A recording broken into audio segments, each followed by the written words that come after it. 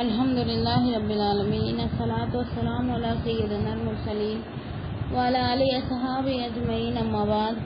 تمام قسم کی تعریف حمد و ثنا کی بڑائی بزرگی اللہ رب العزت کے لیے لائق و زیبا ہے۔ درود و سلام انبیاء کرام پر، خصوصاً نبی مکرم رحمۃ للعالمین امام الانبیاء محمد صلی اللہ علیہ وسلم پر۔ رب اشرح لی صدری ویسر لی امری واحلل عقدۃ من لسانی یفقہوا قولی۔ ربی زدنی علما ربی زدنی علما اللہم فقہنا فی الدین اللہم فقہنا فی الدین۔ آج ہم دیکھیں گے سورہ نساء آیت نمبر 159۔ اعوذ باللہ من الشیطان الرجیم، بسم اللہ الرحمن الرحیم۔ وَإِن مِّنْ أَهْلِ الْكِتَابِ إِلَّا لِيُؤْمِنَنَا بِهِ قَبْلَ مَوْتِهِ وَيَوْمَ الْقِيَامَةِ يَكُونُ عَلَيْهِمْ شَهِيدًا۔ صدق اللہ العظیم۔ ترجمہ ہے، اور اہل کتاب میں کوئی نہیں مگر اس کی موت سے پہلے ان پر ضرور ایمان لائے گا اور وہ قیامت کے دن ان پر گواہ ہوگا۔ یعنی اہل کتاب میں کوئی نہیں مگر اس کی موت سے پہلے اس پر ضرور ایمان لائے گا اور وہ قیامت کے دن ان پر گواہ ہوگا۔ یعنی عیسیٰ علیہ السلام کا دوبارہ دنیا میں نزول ہوگا اور وہ دجال کو قتل کر کے اسلام کا بول بالا کریں گے، تو اس وقت جتنے یہودی اور نصرانی ہوں گے وہ انہیں بھی قتل کر ڈالیں گے اور وہ اس زمین میں مسلمان کے سوا کوئی باقی نہیں بچے گا۔ یعنی عیسیٰ علیہ السلام جزیہ موقوف کر دیں گے اور یہود و نصارہ میں سے جو اسلام قبول نہیں کرے گا اسے قتل کر دیں گے۔ اس میں حدیث آ رہی ہے، سیدنا ابو ہریرہ رضی اللہ تعالیٰ عنہ بیان کرتے ہیں کہ رسول اللہ صلی اللہ علیہ وسلم نے فرمایا، اس ذات کی قسم جس کے ہاتھ میں میری جان ہے، جلد ہی تم میں عیسیٰ علیہ السلام ایک عادل حاکم کی حیثیت سے نازل ہوں گے۔ وہ صلیب توڑ دیں گے۔ صلیب کس کو بولتے ہیں؟ جو کرسچن کا جو نہیں کہ وہ نشان ہوتا ہے نا، ایسا پلس جیسا نشان ہوتا ہے، اس کو بولتے ہیں صلیب۔ خنزیر کو قتل کر دیں گے اور جزیہ ختم کر دیں گے۔ نیز تب مال کی اس قدر فراوانی ہو جائیں گی کہ اسے قبول کرنے والا کوئی نہیں ہوگا، حتیٰ کہ ایک سجدہ دنیا مافیا سے بہتر ہوگا۔ یہ بیان کرنے کے بعد سیدنا ابو ہریرہ رضی اللہ تعالیٰ عنہ نے فرمایا کہ اگر تم چاہو تو یہ آیت پڑھ لو۔ کون سی آیت؟ یہ سورہ نساء آیت نمبر 159۔ اور اہل کتاب میں کوئی نہیں مگر اس کی موت سے پہلے اس پر ضرور ایمان لائے گا اور قیامت کے دن ان پر گواہ ہوگا۔ یہ دوسری حدیث ہے، سیدنا ابو ہریرہ رضی اللہ تعالیٰ عنہ بیان کرتے ہیں کہ رسول اللہ صلی اللہ علیہ وسلم نے فرمایا، اس ذات کی قسم جس کے ہاتھ میں میری جان ہے، ابن مریم علیہ السلام فرج الروحاء نامی جگہ سے حج یا عمرے یا دونوں کا اکٹھا ہی تلبیہ پکاریں گے۔ دوسری حدیث ہے، سیدنا ابو ہریرہ رضی اللہ تعالیٰ عنہ بیان کرتے ہیں کہ رسول اللہ صلی اللہ علیہ وسلم نے فرمایا، عیسیٰ ابن مریم نازل ہوں گے تو وہ خنزیر کو قتل کر دیں گے اور صلیب کو مٹا دیں گے اور آپ کی نماز کو جمع کیا جائے گا، آپ کے لیے نماز کو جمع کیا جائے گا اور لوگوں کو مال سے اس قدر نوازا جائے گا کہ اسے قبول کرنے والا کوئی نہیں ہوگا۔ آپ خراج کو ختم کر دیں گے، مقام روحا میں نازل ہوں گے اور وہاں سے حج یا عمرے یا دونوں ہی کا احرام باندھیں گے۔ اس کے بعد سیدنا ابو ہریرہ یہ آیات کریمہ تلاوت فرمائے جو کہ ابھی ہم نے تلاوت کی۔ پھر حنظلہ کا خیال ہے کہ سیدنا ابو ہریرہ نے فرمایا تھا کہ ہر اہل کتاب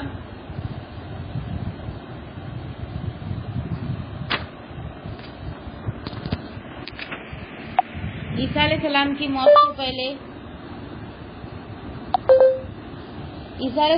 موت سے پہلے ایمان لے آئیں گے، لیکن یہ معلوم نہیں کہ یہ نبی اکرم صلی اللہ علیہ وسلم کی حدیث کا حصہ ہے یا بات سیدنا ابو ہریرہ نے فرمائی تھی، یہ شک والی بات ہو گئی۔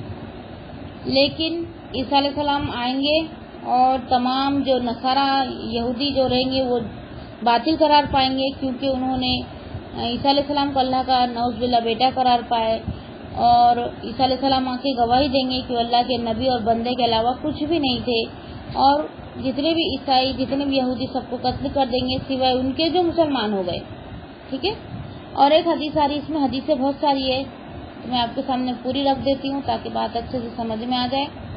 سیدنا ابو ہریرہ رضی اللہ تعالیٰ عنہ بیان کرتے ہیں کہ رسول اللہ صلی اللہ علیہ وسلم نے فرمایا، तमाम अंबिया भाई भाई हैं, उनकी माएँ मुख्तलिफ है मगर उनका दीन एक है।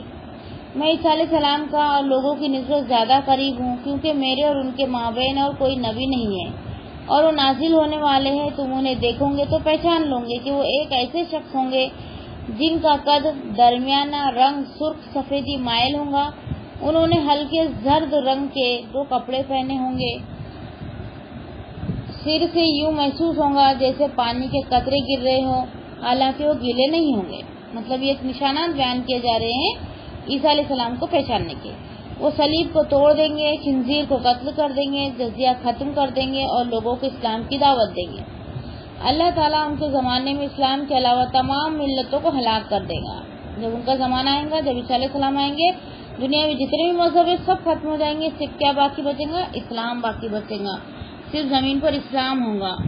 अल्लाह ताला इनके ज़माने में मसीह दज्जाल को भी हलाक कर देंगे। फिर ज़मीन इस कदर पुरअमन हो जाएंगी कि शेर ऊँट के साथ, चीते गायों के साथ, भेड़िए बकरियों के साथ मिलकर चरेंगे और बच्चे सांपों के साथ खेलेंगे, मगर सांप उन्हें कोई नुकसान नहीं पहुंचाएंगे। सैयदना ईसा अलैहिस्सलाम ज़मीन में 40 साल रहेंगे और फिर फौत हो जाएंगे और मुसलमान उनकी नमाज जनाजा पढ़ेंगे। फिर दूसरी हदीस है, सैयदना अबू हुरैरा रज़ियल्लाहु तआला अन्हु बयान करते हैं कि रसूल अल्लाह सल्लल्लाहु अलैहि वसल्लम ने फरमाया, उस वक्त तक क़यामत कायम नहीं हो जब तक रोमी मकाम ऐमाक या दाबिक पर हमला आवर न होंगे। उनके मुकाबले के लिए मदीना से एक ऐसा लश्कर निकलेगा जो उस वक्त रोई जमीन से बेहतर लोगों पर मुश्तमिल होगा। जब वो एक दूसरे के मुकाबिल सब आरा होंगे तो रोमी कहेंगे, हमें छोड़ दो ताकि हम उन लोगों से जंग करें जिन्होंने हमारी आदमियों को कैदी बना लिया है। मुसलमान जवाब देंगे, नहीं अल्लाह की कसम, हम तुम्हें अपने भाई से जंग नहीं करने देंगे। मगर जब वो उनसे लड़ेंगे तो उनमें से 1/3 पसपाई अख्तियार कर लेंगे। अल्लाह ताला उन लोगों की तौबा हरगिज कबूल नहीं करेगा। 1/3 शहीद हो जाएंगे,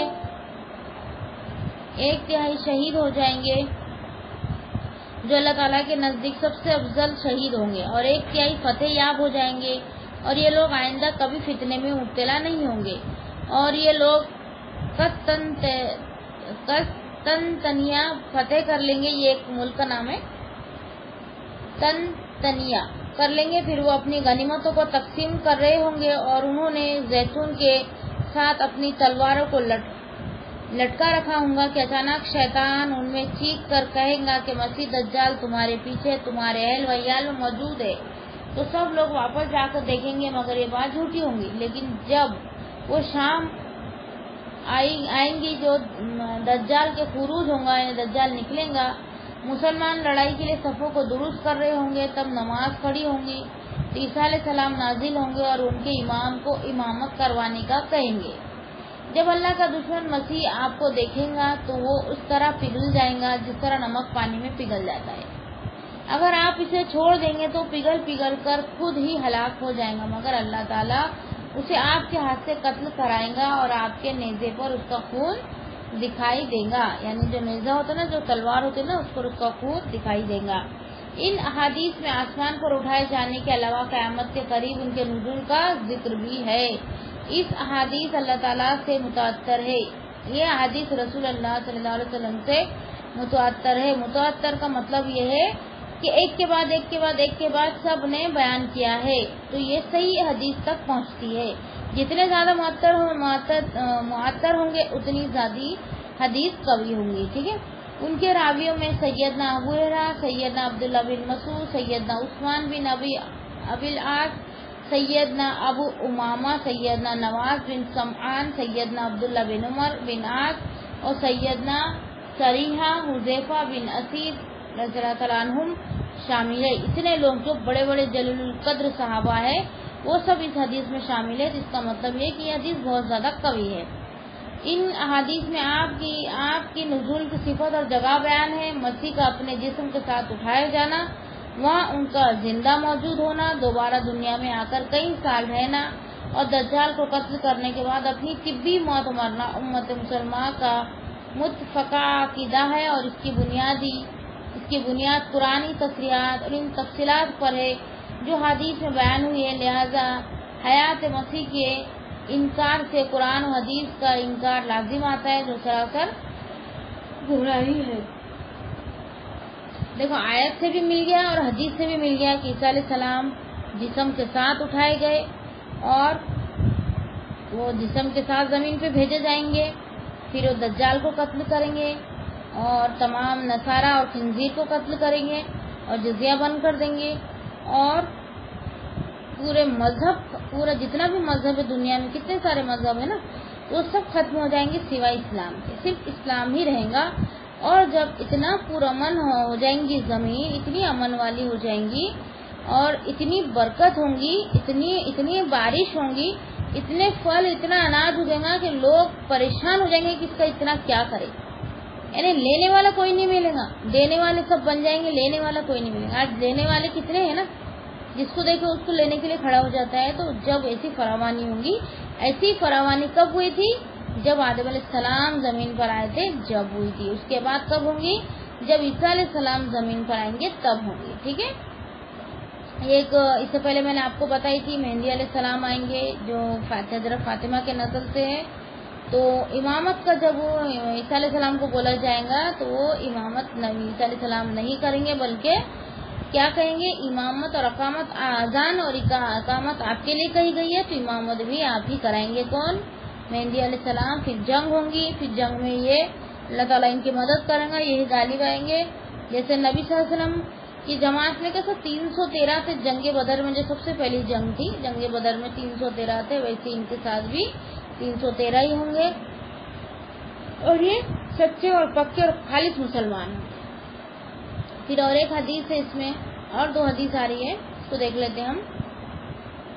سیدنا عبداللہ بن عمر رضی اللہ تعالیٰ عنہ بیان کرتے ہیں کہ رسول اللہ صلی اللہ علیہ وسلم نے فرمایا، یہود تم سے ضرور جنگ کریں گے، چنانچہ تم انہیں یقیناً قتل کر دو گے، حتیٰ کہ پتھر بھی کہیں گا اے مسلم یہ یہودی آؤ اور اسے قتل کر دیں۔ دیکھو، نصارہ کو بھی قتل کریں گے اور یہودی کو بھی قتل کریں گے۔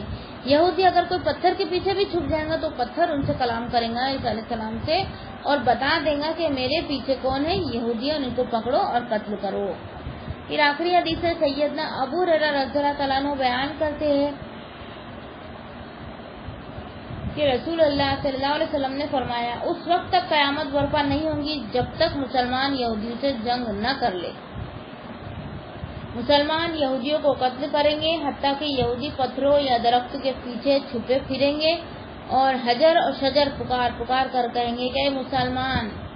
حجر اور شجر کس کو بولتے ہیں؟ حجر یعنی عربی میں پتھر کو بولتے ہیں، شجر یعنی درخت کو بولتے ہیں۔ اگر درخت کے پیچھے چھپے رہیں گے تو درخت کلام کریں گا، بات کریں گا اور بولیں گا میرے پیچھے یہودی چھپا ہے۔ پتھر کے پیچھے چھپیں گے تو پتھر بھی پکار کر کہیں گا کہ میرے پیچھے یہودی چھپا ہے۔ اے مسلمان، اے اللہ کے بندے، یہودی میرے پیچھے چھپا ہوا ہے، آؤ اور اسے قتل کر دو، سوائے گرگد کے درخت کے وہ ایسا نہیں کہیں گا کیونکہ وہ یہودیوں کا درخت ہے۔ اس سے پہلے کو کون ہے یہاں پہ؟ زینت باجی آئے ہیں کیا؟ زینت باجی نے بولے تھے باجی وہ ایک درخت لگا رہے ہیں یہودی، وہ کون سا درخت ہے؟ تو وہ گرگد کا درخت ہے باجی، غین رے کاف دال، گرگد کا درخت ہے، ہاں وہ لگانا۔ ہاں تو یہ درخت ہے جس کے پیچھے یہودی چھپیں گے تو وہ درخت نہیں کہیں گا کہ میرے پیچھے یہودی چھپے، لیکن باقی تمام چیزیں بتا دیں گی کہ میرے پیچھے جو ہے یہودی چھپا ہے، ٹھیک ہے۔ اور آگے ہے آیت نمبر 160 اور 161، بسم اللہ الرحمن الرحیم۔ فَبِظُلْمٍ مِّنَ الَّذِينَ، میں آیت نہیں پڑھوں گی، سوری میں بھول گئی، اور میں اس کا ترجمہ رکھوں گی آپ کے سامنے۔ بسم اللہ الرحمن الرحیم، اور سورہ نساء آیت نمبر 160 اور 161 ایک ساتھ۔ تو جو لوگ یہودی بن گئے ان کے بڑے ظلم ہی کی وجہ سے ہم نے ان پر کہیں پاکیزہ چیزیں حرام کر دی جو ان کے لیے حلال کی گئی تھی، اور ان کے اللہ کے راستے سے بہت زیادہ رکنے کی وجہ سے اور ان کے سود لینے کی وجہ سے، حالانکہ یقیناً انہیں اس سے منع کیا گیا تھا، اور ان کے لوگوں کے اموال باطل طریقے کے ساتھ کھانے کی وجہ سے، اور ہم نے ان میں سے کفر کرنے والوں کے لیے دردناک عذاب تیار کر رکھا ہے۔ یہ یہودیوں کے بارے میں ذکر ہے کہ ان میں جو چیز حلال تھی نا، اللہ تعالیٰ نے اس کو حرام کر دی۔ کیوں؟ کہ ایسا کرنے سے کیا ہوتا پتہ ہے؟ شریعت مشکل ہو جاتی، زیادہ چیزیں حرام ہو گئی نا تو کھانے کے لیے کیا کھائے؟ اب ان کس میں کیا حرام کر دیا اللہ تعالیٰ نے؟ جانور کی پیٹھ پہ جو چربی لگی رہتی نا وہ حرام ہے۔ اب کیسا نکالیں گے؟ وہ ہمارے لیے حلال ہے، ہم کھا سکتے لیکن وہ کیسا کھائیں؟ تو یہ کیوں کرتا تھا اللہ تعالیٰ؟ ان کی نافرمانیاں بہت بڑھ گئی، جتنا ان کو منع کیا جاتا تھا اتنی نافرمانیاں کرتے تھے۔ سود کا لین دین، لوگوں کا مال بیوقوف بنا کے، جو غریب بیچارے ان پڑھ ہوتے تھے ان کو بیوقوف بنا کے ان کا مال کھا جاتے تھے، اور ہر بات کا انکار کرتے تھے۔ تو اللہ تعالیٰ نے ان کے لیے آخرت میں تو دردناک عذاب تیار کر رکھا ہے، لیکن دنیا میں بھی اللہ تعالیٰ ان کو شریعت ان کی جو ہے مشکل کر دی تھی۔ جیسا کہ ہماری شریعت بہت آسان ہے، دین ہمارا جو ہے بہت زیادہ آسان ہے۔ پھر اللہ تعالیٰ نے فرمایا کہ یہودیوں کے ظلم اور کبیرہ گناہوں کے ارتکاب کی وجہ سے اس نے ان کے لیے بہت سی پاکیزہ چیزوں کو بھی حرام قرار دے دیا تھا، جسے ان کے لیے پہلے حلال قرار دیا تھا۔ پہلے حلال تھی لیکن ان کی نافرمانی کی وجہ سے اللہ تعالیٰ نے ان کو وہ سب چیزیں حرام کر دی۔ یہ حرمت قدرتی بھی ہو سکتی ہے اور اس کے یہ معنی بھی ہو سکتے ہیں کہ اللہ کا کرنا یہ ہوا کہ انہوں نے اپنی کتاب کی تعویل کی اور احکام الہی کو بدل کر بہت سے حلال چیزوں کا اپنے اوپر تشدید یعنی سختی اور تنگی کا باعث حرام قرار دے لیا، اور اس بات کا احتمال ہے کہ اس حرمت کے مراد شرعی حرمت ہو، اور اس کے معنی یہ ہو کہ بہت سی چیزیں جو پہلے ان کے لیے حلال تھی اللہ نے تورات میں انہیں ان کے لیے حرام قرار دے دیا تھا۔ ان کے علاوہ لوگوں کو اسلام سے روکتے تھے، سود کھاتے، لوگوں کا مال ناک طریقے سے کھایا کرتے تھے، ان جرموں کی سزا میں اللہ تعالیٰ نے ان کے لیے عذاب علیم تیار کر رکھا تھا۔ یعنی حلال چیزیں جو تھی پہلے اللہ تعالیٰ نے ان پہ حرام کر دی، کیونکہ وہ بہت زیادہ نافرمانی کرتے تھے، بہت زیادہ حد سے تجاوز کرتے تھے، وعدہ خلافی کرتے تھے، جھوٹ بولتے تھے، اور بزنس اور سود لیتے تھے۔ جب سود لینے سے منع کیا جاتا تھا تو کیا کہتے تھے؟ یہ بھی ایک ہمارا بزنس ہے، یہ بھی بزنس کے طریقے سے وہ سود کو حلال کرتے تھے۔ لیکن اب ان پر شریعت جو اللہ تعالیٰ نے جو ان کی شریعت جو مشکل کر دی، اس کے دو معنی یہاں بتائے گئے ہیں۔ ایک یہ ہے کہ ایک تو قدرتی طور پر اللہ تعالیٰ نے ان کو حرام کر دیا تھا، یا پھر ان لوگوں نے خود ہی اپنے اوپر حرام کر دیا۔ دو باتیں ہو سکتی ہے، جیسا کہ اب دیکھیں گے ہم سورہ انعام آیت نمبر 146 میں 146 میں۔ اس کا میں عربی نہیں پڑھوں گی، عربی متن نہیں پڑھوں گی، بلکہ اس کا ترجمہ میں آپ کے سامنے رکھوں گی۔ بسم اللہ الرحمن الرحیم۔ اور ان لوگوں پر جو یہودی بن گئے ہم نے ہر ناخن والا جانور حرام کر دیا، اور گائیوں اور بکریوں میں سے ہم نے ان پر دونوں کی چربیاں حرام کر دی، سوائے ان کے جو ان کی پشتیں انتڑیاں اٹھائے ہوئے ہو یا جو کسی ہڈی کے ساتھ ملی ہو۔ یہ ہم نے انہیں ان کی شرکسی کی جزا دی، اور بلا شبہ ہم یقیناً سچے ہیں۔ یعنی کیا کیا حرام کیا ان پر؟ ہر ناخن والے جانور، اور چربی حرام کر دی، گائے بکری کی جو چربی ہوتی ہے وہ چربی حرام کر دی۔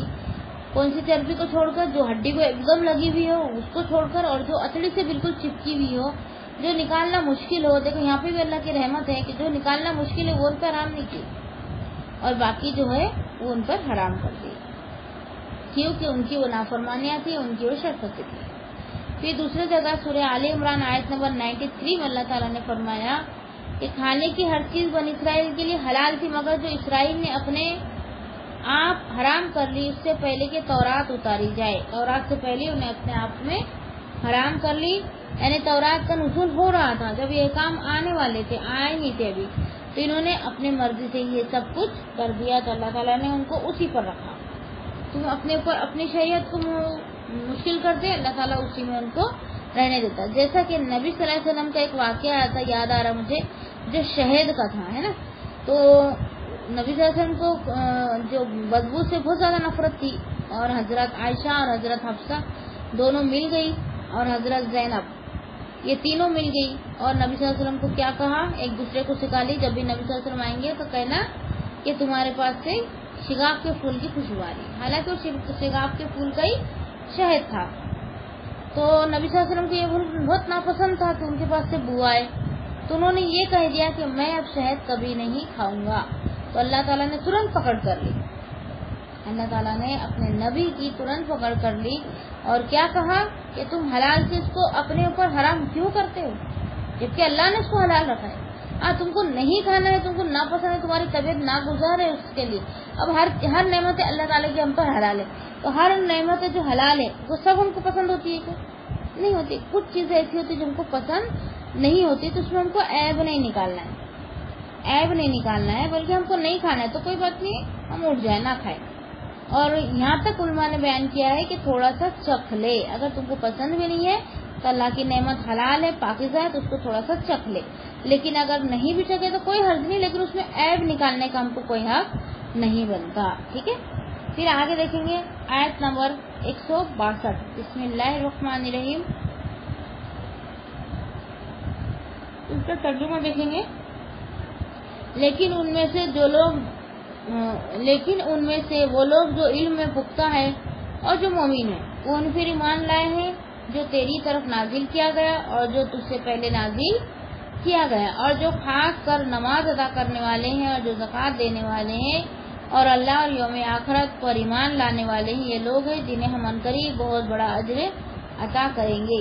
علم میں پختہ لوگ، دیکھو علم جو ہے، علم حاصل کرنے والے جو لوگ ہیں ان کے بارے میں فرمایا جا رہا ہے۔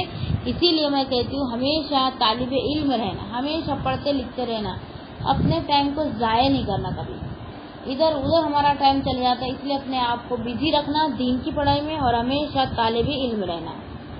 اب اسے بتایا جا رہا ہے جو علم حاصل کرتا ہے نا، جو ہمیشہ طالب علم رہتا ہے نا، تو اس کے لیے دنیا کی تمام مخلوق اس کے لیے مغفرت کی دعا کرتی، یہاں تک کہ چیٹیاں اور پانی میں جو مچھلیاں ہیں وہ تک ہمارے لیے مغفرت کی دعا کرتی ہے۔ اگر ہم علم حاصل کرنے میں اللہ کی رضا کو خالص کر لیں، تو اگر ہم ٹائٹل کے لیے کر رہے ہیں یا اپنی بڑائی کے لیے کر رہے، یا ہم فیمس ہونے کے لیے کر رہے، یا ریاکاری کے لیے کر رہے، یا دنیا کی کوئی بھی چیز حاصل کرنے کے لیے اگر ہم دین کی بھی پڑھائی کرتے ہیں تو قابل قبول نہیں ہے۔ یہ مغفرت کی دعا میں یہ جو چیٹی اور مچھلی اور دنیا کی جتنی بھی مخلوق ہے جو طالب علم کے لیے دعا کرتی ہے، تو طالب علم کیسا ہو؟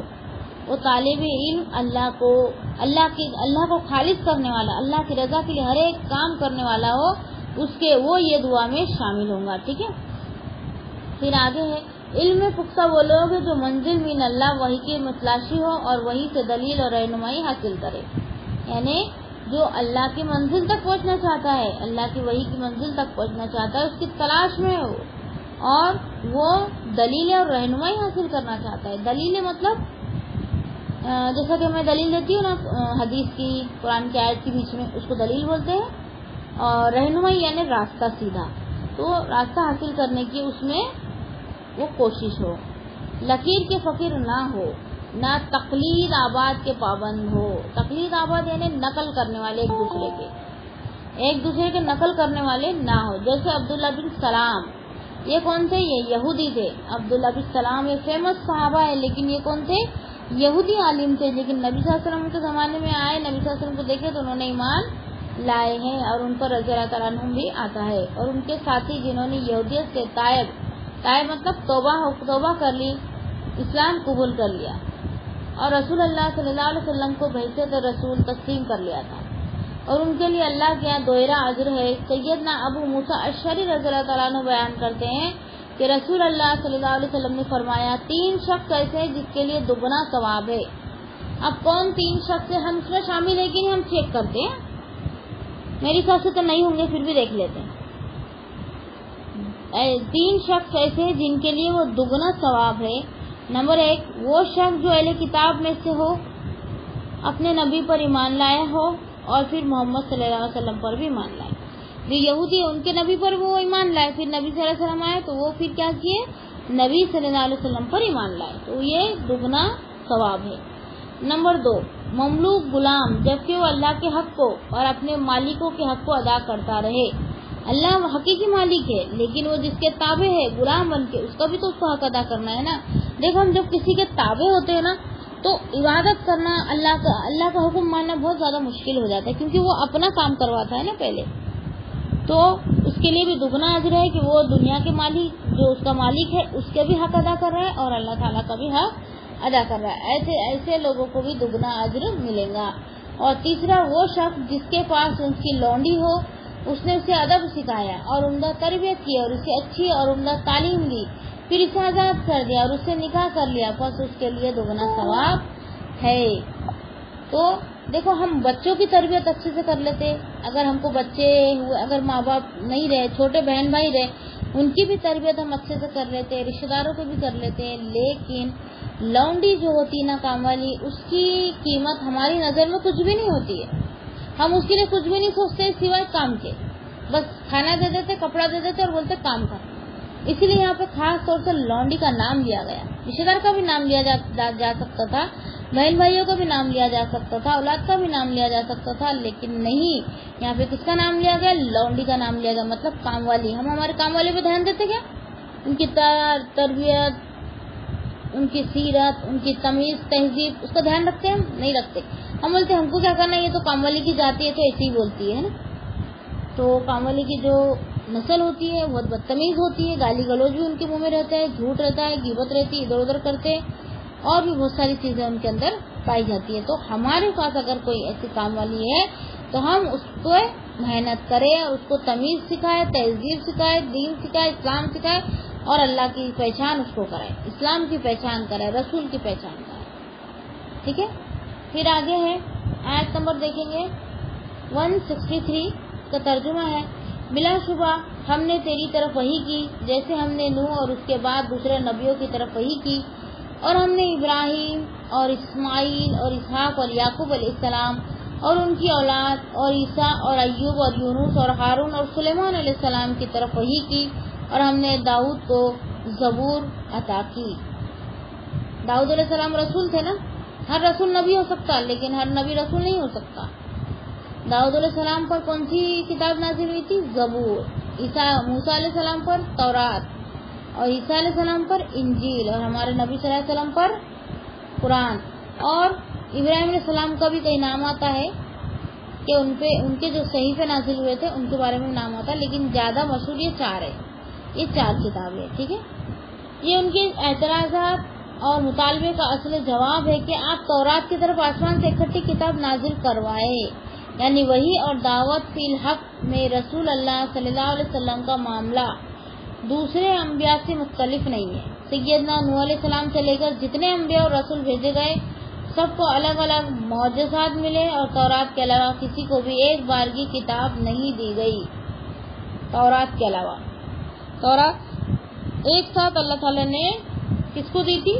موسیٰ علیہ السلام. موسیٰ علیہ السلام اللہ تعالیٰ سے ہم کلام ہوتے تھے، ڈائریکٹلی بات کرتے تھے. ابھی نبی صلی اللہ علیہ وسلم کے پاس اور باقی جتنے نبی ہیں موسیٰ علیہ السلام کو چھوڑ کر ان کے پاس اللہ کا کلام کون لاتے تھے؟ جبریل علیہ السلام، جو فرشتوں کے سردار ہے. لیکن ایک واحد موسیٰ علیہ السلام ہے جن سے اللہ تعالیٰ نے ہم کلام کے مطلب خود بات کیے. کوہ طور پر موسیٰ علیہ السلام جاتے تھے، وہاں سے اللہ تعالیٰ ڈائریکٹلی ان سے بات کرتے تھے اور ان کو ایک بار میں تورات عطا کر دی تھی. پھر جب ایک بار کی کتاب ان پر نازل نہ ہونے سے ان کی نبوت پر حرف نہیں آتا تو یہ آپ کی نبوت کے لیے کیسے موجب قد ہو سکتا ہے؟ اب سیدنا نوح علیہ السلام سے پہلے بھی بہت سے انبیاء آئے تھے، مگر اولو العزم اور صاحب شریعت نبی سب سے پہلے نوح علیہ السلام تھے. دیکھو، نوح علیہ السلام کو بھی رسول بولا جاتا ہے.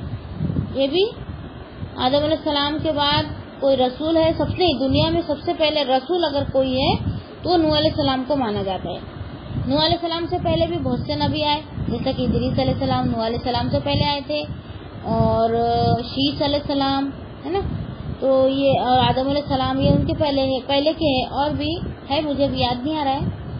تو نوح علیہ السلام سے پہلے ہے، لیکن نوح علیہ السلام کیا تھے؟ رسول تھے، اور انہوں نے اپنے قوم کے لیے بہت زیادہ محنت کی. ابھی دیکھو، ہم کسی کے لیے 3-4 مہینے، جیسا کہ شبانہ باجی نے بولے تھے، باجی ہم 17 سال سے محنت کر رہے لیکن وہ باز نہیں آ رہے اپنی حرکتوں سے. اب میں کہتی ہوں میں 25 سال سے کر رہی محنت لیکن تو بھی باز نہیں آ رہے، ان کا ٹچ سمجھ نہیں ہو رہے. میں 25 سال سے محنت کر رہی. फिर भी कम है। नूह अलैहिस्सलाम ने कितने साल किए? 950 साल। 950 साल उन्होंने मेहनत की, तो भी उनकी कौम नहीं मानने लगी, सिवाय चंद के। और क्या करते थे उनके जो बड़े थे? बच्चों को सिखाते थे, बच्चों को नसीहतें करते थे कि देख, मेरे मरने के बाद नूह अलैहिस्सलाम की बात मत मानना। और मरते थे तो वसीयत करके जाते थे, जिंदा रहते थे तो नसीहतें करते रहते थे बच्चों को कि तू मर जाना पर नूह अलैहिस्सलाम की बात मत मानना। और मरते मरते भी यही बोल के जाते थे कि नूह अलैहिस्सलाम की बात कभी मत मानना। इसलिए नूह अलैहिस्सलाम ने इनके हक में बदुआ कर दी और ये पूरे के पूरे खत्म हो गए। सिवाय कौन बचा? सिर्फ जो चंद लोग ईमान लाए थे और नूह अलैहिस्सलाम के चंद बेटे थे और उनके साथ थोड़े से साथी थे जो उन पर ईमान लाए थे। वो जोधी ये नाव में बैठकर सवार हुए और जोधी पहाड़ पर नाव जाके रुकी, वहाँ मैदान में वो बसे। फिर वहाँ से इसका सिलसिला शुरू हुआ, इंसानियत का सिलसिला फिर से शुरू हुआ आदम अलैहिस्सलाम के बाद। ठीक है, इसलिए नूह इंसानी भी तफसीर में लिखकर आता है ना, नूह इंसानी भी लिखकर आता है, वो आदम अलैहिस्सलाम के औलाद में ही आती है, लेकिन ऐसा लिखकर आता है। अब सैयदना नूह अलैहिस्सलाम से पहले भी बहुत से अंबिया आए थे, मगर उलुल अज़्म साहिब शरीयत नबी सबसे पहले नूह अलैहिस्सलाम थे। उलुल अज़्म में कौन आते हैं? नूह अलैहिस्सलाम भी आते हैं। उलुल अज़्म नबी कौन कौन है? कोई 5 उलुल अज़्म नबी 5 है। किसी को याद है उन लोग के नाम?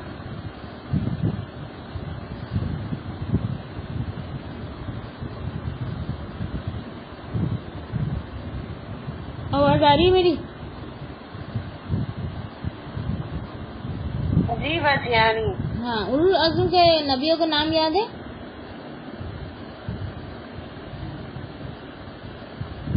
नहीं बाजी, नहीं याद है। तो आप लोग क्या करते जाओ, जब मैं पढ़ाती हूँ ना तो आप पेन कॉपी लेकर बैठते जाओ और सामने कुरान खुला रहना चाहिए कि मैं आयत नंबर बोलती हूँ, आयत निकालना और वो आयत को देखना, उसका तर्जुमे पे गौर फिक्र करना कि मैं सही पढ़ा रही हूँ कि नहीं।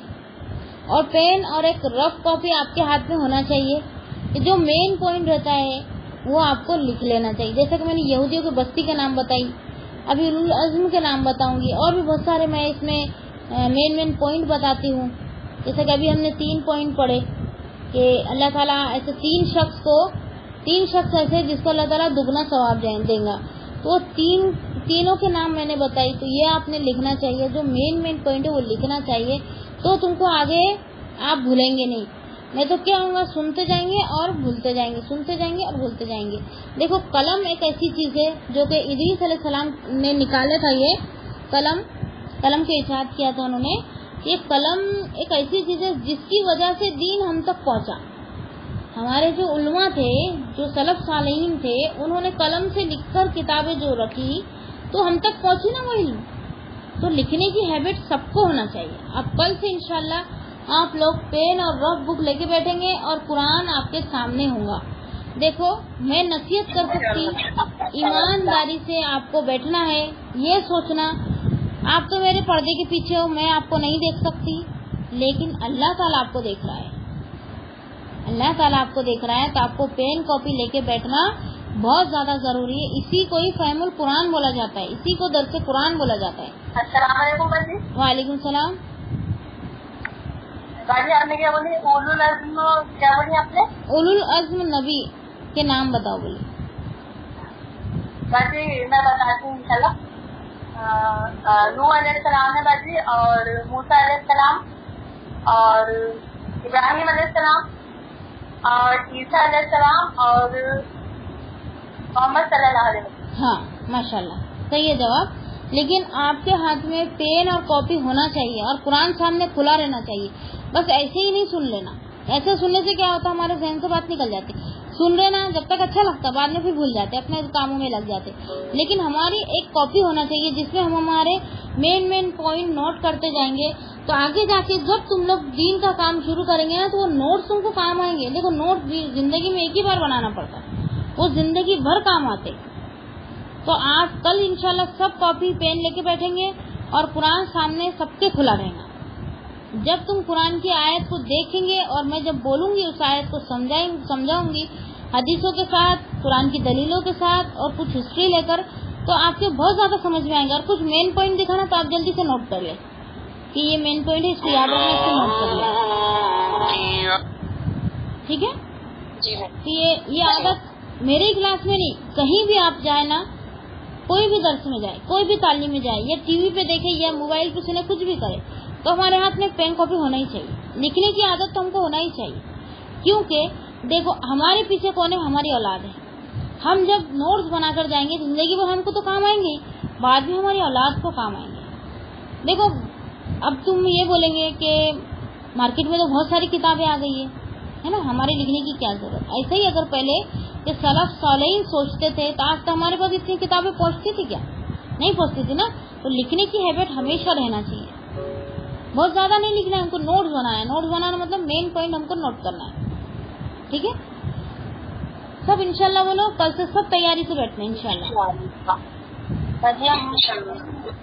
ہاں, آگے فرمائے کہ تم زبور کو تو اللہ تعالیٰ کی کتاب تسلیم کرتے ہو, حالانکہ وہ بھی سیدنا داؤد علیہ السلام پر تورات کی مثل تختیوں کی شکل میں نازل نہیں ہوئی تھی. پھر قرآن کے نازل ہونے سے, اللہ کی طرف سے نازل ہونے کا کیوں انکار کرتے ہو. زبور کو مانتے تھے یہودی اور نصارہ, وہ تختیوں پہ نہیں ہوئی تھی, وہ ایسی نازل ہوئی تھی جیسے نبی صلی اللہ علیہ وسلم پر قرآن نازل ہوا. تو قرآن سے کیوں اعتراض کرتے ہو, یہ اللہ تعالیٰ ان سے کہہ رہا ہے. کس سے, یہودی اور نصارہ سے. اسی پر میں اپنی بات کو ختم کرتی ہوں. آخر دعوانا الحمدللہ رب العالمین. سبحان ربک رب العزت عما یصفون, السلام علی المرسلین, الحمدللہ رب العالمین. سبحان ربک رب العزت عما یصفون, السلام علی المرسلین, الحمدللہ رب العالمین. والعصر ان الانسان لفی خسر الا الذین آمنوا وعملوا الصالحات وتواصوا بالحق وتواصوا بالصبر. السلام علیکم ورحمۃ اللہ وبرکاتہ.